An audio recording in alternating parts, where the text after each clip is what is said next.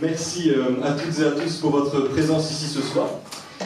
Au nom du département Histoire et Patrimoine de l'Université de Haute-Alsace, ainsi que des étudiants de troisième année, je vous souhaite la bienvenue à cette troisième séance de ce cycle de conférences intitulé La forge de l'histoire, donc qui cette année a pris le thème des révoltes et des révolutions.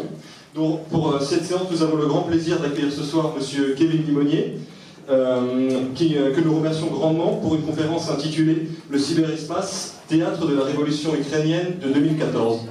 Donc, en quelques mots, M. Limonier, donc, vous êtes maître de conférences en études slaves et en géopolitique à l'Université de Paris 8, spécialiste de géopolitique du cyberespace russophone, de la présence maritime russe en mer Noire, de la science et de la technologie en URSS et dans la Russie actuelle, ainsi que dans la cartographie de l'Internet et de l'histoire de l'information soviétique.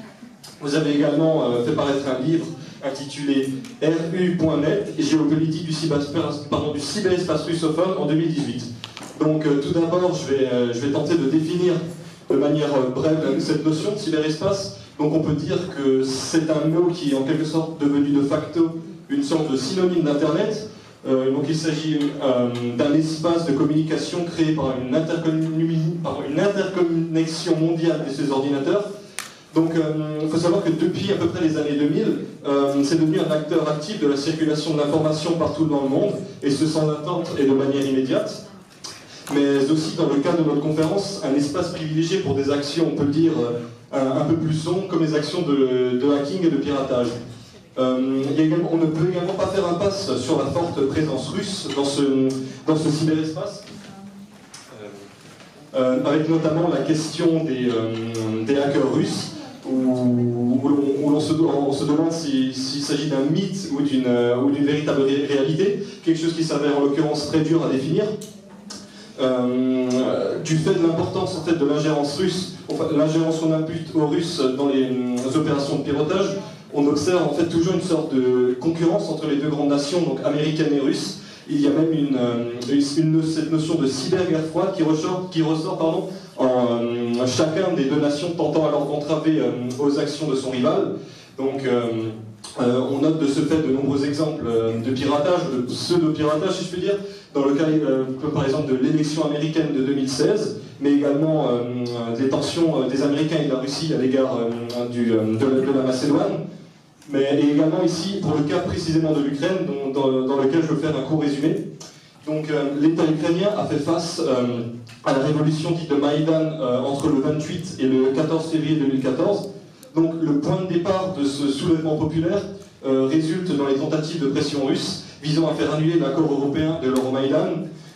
Il faut aussi savoir que depuis 2010 et l'arrivée au pouvoir du président pro-russe Viktor Yanukovych, les relations russo-ukrainiennes s'étaient considérablement réchauffées, et pour cause les enjeux militaires, des enjeux économiques, mais également un enjeu mémoriel.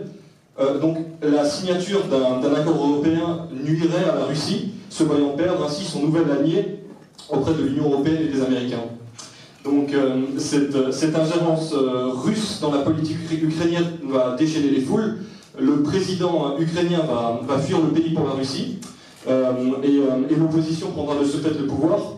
On a alors actuellement une Russie qui se refuse à reconnaître le nouveau gouvernement ukrainien, qualifiant ses acteurs de véritables putschistes, et on peut dire qu'ainsi commence de ce fait une période de crise entre les nations russes et ukrainiennes.